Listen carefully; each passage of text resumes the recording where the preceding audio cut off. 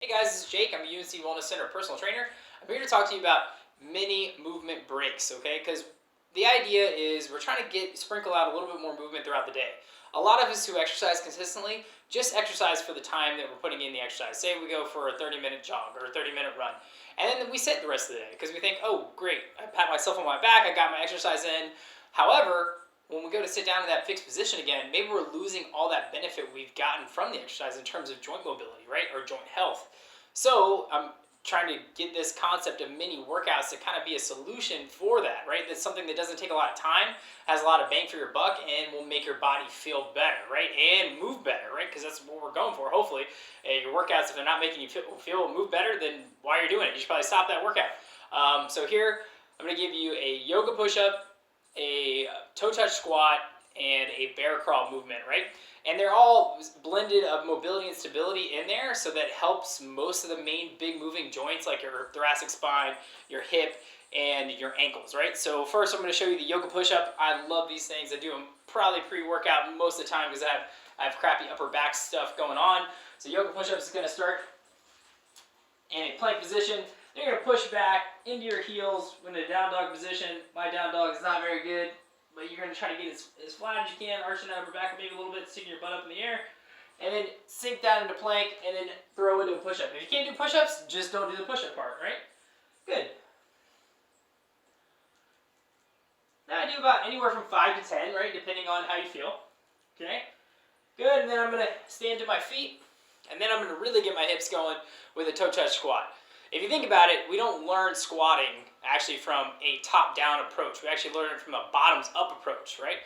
Because as kids, we weren't standing, right? Immediately, we actually had to kind of get in this position and then figure out how to pull ourselves up into a squatting position. So to kind of reset your brain, you actually want to kind of bypass this. This is a little hack, right? So here, push your butt as far back as you can, right? And you're going to pull your hips down, get your back as neutral as you can, get as deep as you can in that squat. Hopefully it's not uncomfortable. Hang out here. Take a few breaths, Get used to it. Feel that good stretch going on. Lift up both hands, and then stand. Repeat. Reach, pull, sink in, breathe. Make sure you get your diaphragm full there. Lift up both arms, and stand up. Awesome. So that also, obviously gets some good benefits. We're going to, lengthen some tissue in our hips.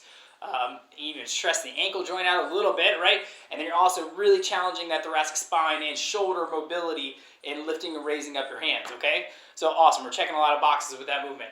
And then the last one is bear crawls, because bear crawls are just great because they build a lot of stability and core strength, right? Especially when done correctly. So I'm going to show you my version of it, all right? You're going to get on all fours, right? You can do maybe a little rocking here. See how your hips feel. See how your knees feel here too as well.